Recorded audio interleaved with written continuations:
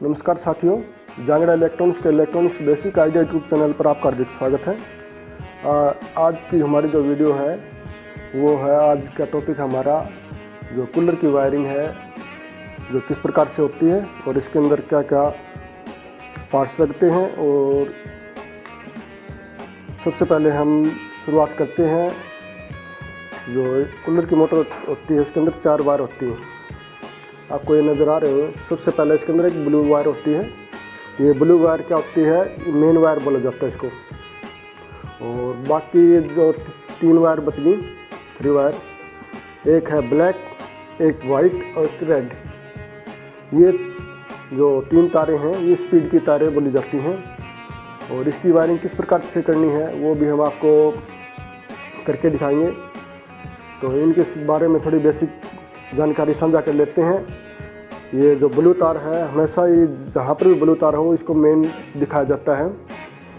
और इस मेन का कारण इसलिए बोला जाता है कि इसका जो स्पीड की जो वायर है उनसे अलग रहता है, कि इसके अंदर मेन ये कॉमन होता है।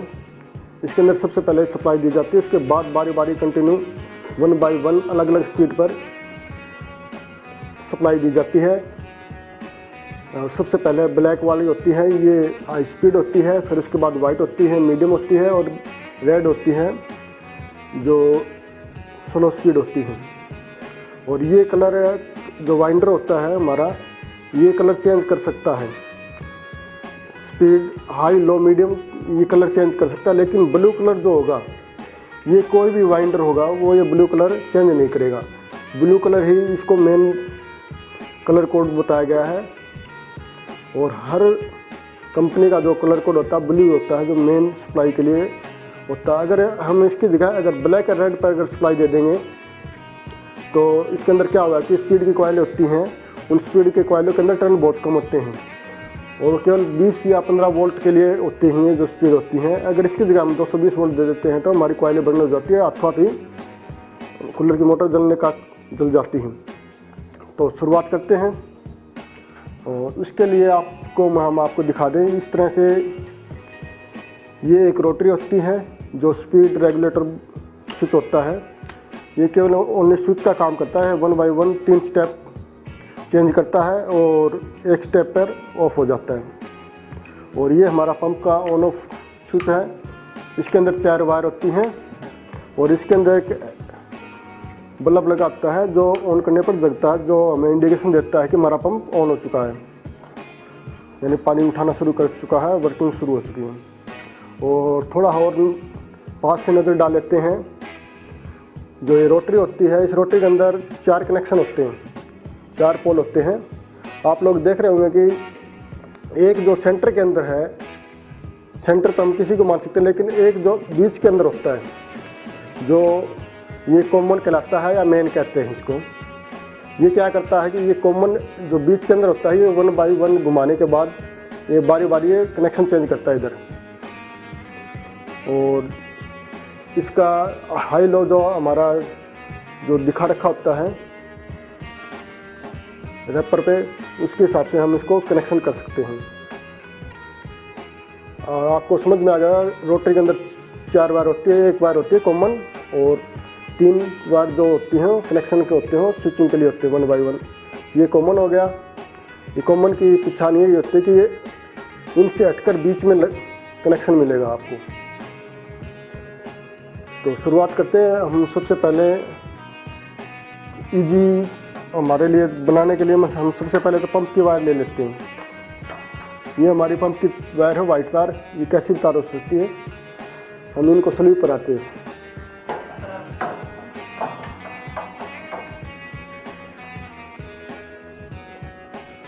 पंप की वायर को हम स्लीव पर ला देते हैं। और हम क्या करते हैं कि पंप की वायर होती हैं, ये ऊपर वाले जो टॉप के जो कनेक्शन होते हैं स्विच के, ये मेन बिजली की सप्लाई के होते हैं। नीचे जो होता है ऑन प्रेस करने के बाद, नीचे दबाने के बाद ये नीचे सप्लाई देता है, ये ऑन के लिए होते हैं। हम नीचे वाले जो कनेक्शन होते हैं उस पर हम पंप के कनेक्शन कर देते हैं। सबसे पहले पंप के कनेक्शन इसलिए कर रहे हैं कि हमारी वायरिंग करते हुए हमारे पंप के तार कहीं पर दिक्कत न दे। वैसे स्टार्टिंग तो हमको मेन एसी वायर से करनी चाहिए थी, लेकिन हम यहाँ पर पंप की पहले वायर लगा देते कि हमारे वायरिंग करते समय एक्स्ट्रा वायर आपको नज़र ना आए, कि पंप का वायर के जो जहाँ पर लगने हैं वो लगने के बाद अगर कोई अनट्रेंड व्यक्ति भी अगर इसको देखेगा तो उसको इजीली समझ में आ जाएगा कितनी वायर शेष बची हैं और किस तरह से कनेक्शन किए गए हैं।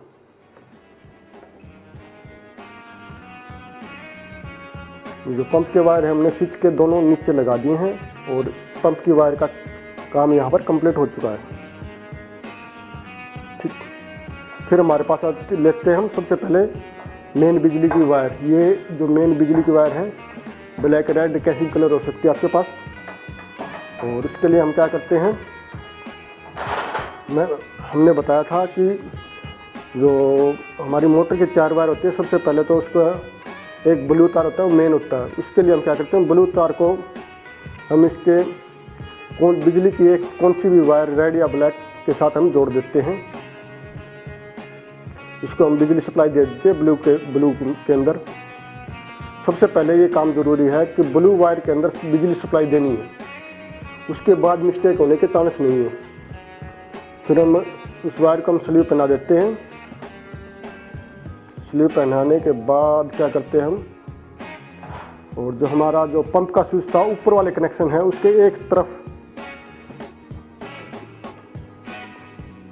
ब्लू वायर और बिजली की सप्लाई को ऊपर लगा देते हैं।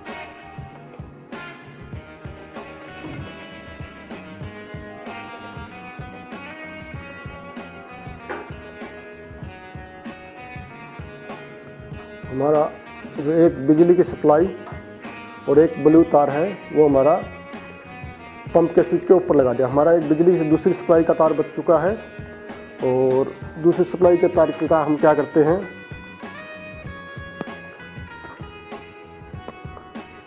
एक छोटा वायर का टुकड़ा लेते हैं तार का, उसको रेड तार के साथ नत्थी कर देते हैं, जोड़ देते हैं।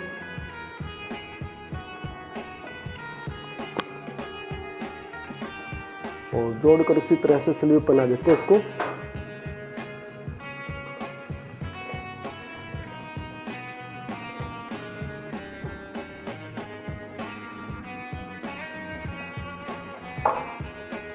और ये हमारे बिजली के तार हो गया। इसके साथ में हमने एक तार और नत्थी कर दी है अलग से, रेड तार।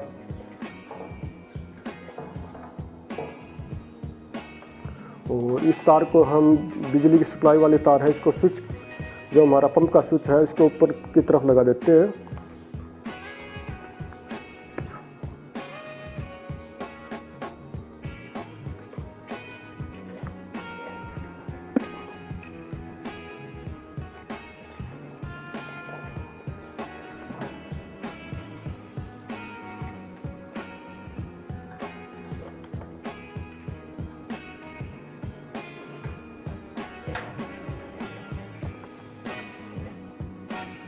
ये आप देख रहे होंगे हमारी बिजली की सप्लाई दोनों जो तार हैं स्विच के ऊपर लगा दिए हमने, और एक तार ब्लू के साथ मोटर के नीले तार हमने सप्लाई के साथ जोड़ दिया है, और दूसरा तार जो बिजली के तार है उसके साथ एक तार और दो एडिशनल जोड़कर, एक्स्ट्रा जोड़कर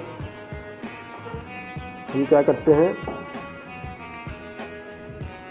जो हमारी रोटरी स्विच है उसकी कॉमन के ऊपर लगा देते हैं। वैसे तो रोटरी स्विच का इसका कॉमन बोला जाता है, लेकिन इसको रोटरी का मेन भी बोल देते हैं कई। ये जो मैंने बताया था कि जो बिल्कुल जो 3 कनेक्शन होंगे रोटरी के वो तो एक ही लाइन में मिलेंगे, जो मेन या कॉमन होगा वो अलग से हटकर अंदर की तरफ मिलेगा, हम उस पर जोड़ देते हैं। यानी बिजली की सप्लाई हम इसके कॉमन पर दे देते हैं। और जो हमारी स्पीड की वायर बची थी ब्लैक, वाइट और रेड, वो अब हमने बारी बारी कंटिन्यू इस रोटरी के ऊपर लगा देनी है। सबसे पहले हम ब्लैक ले लेते हैं। इनके ऊपर 1, 2, 3 भी लिखा होगा, आप ये भी देख सकते हैं कि रोटरी के ऊपर 1 2 3, ये 1 2 3 पर हमने लगाना है। और रोटरी के बिचले स्विच पर लिखा होता है L या N लिख देते हैं, लाइन या न्यूट्रल लिख देते हैं। तो उसके अंदर हमें सप्लाई देनी होती है जो N न्यूट्रल या लाइन लिखा होता है।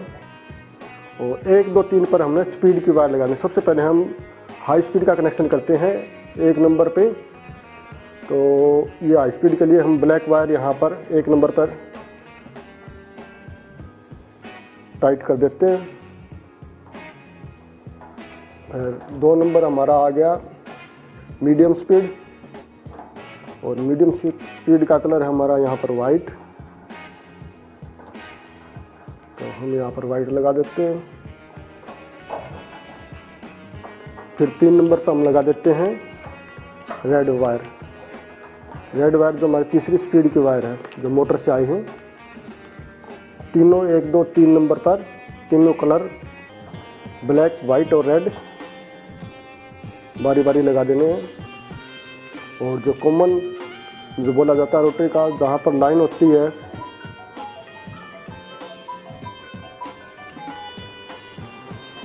हमने इस तरह से पूरी वायरिंग कर दी है कूलर की।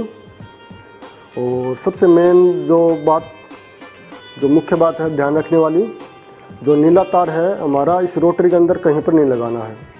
और नीला तार डायरेक्ट सीधा AC बिजली का जो वायर होता है 220 वोल्ट का, उसी के साथ अटैच करना है।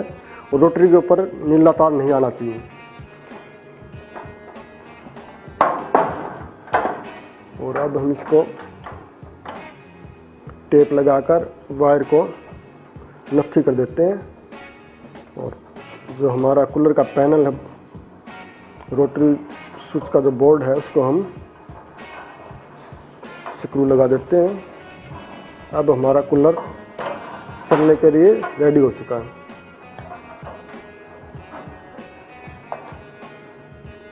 अब हम इसका आपको वायरिंग का जो डायग्राम है, चार्ट हम उसको भी आपको बना के दिखा देते हैं कि किस प्रकार से इसके वायरिंग डायग्राम होती है।